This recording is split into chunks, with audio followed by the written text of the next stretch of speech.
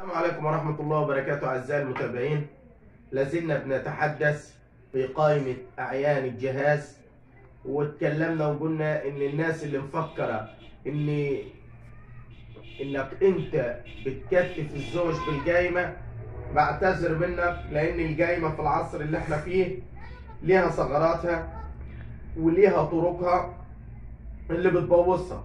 النهارده خبر مش ولا بد، التحديثات الجديدة في قانون الأحوال الشخصية بيقول لك إن مفيش راجل هيتحبس في قايمة.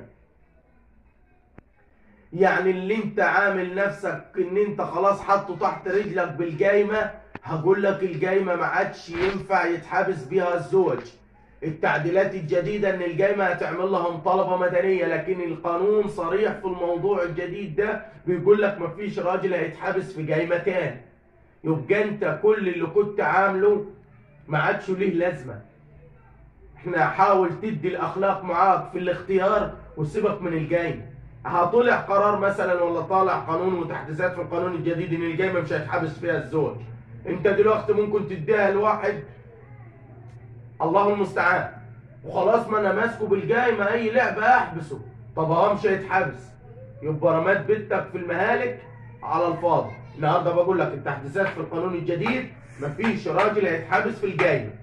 انتظروني في فيديو جديد ومعلومه جديده.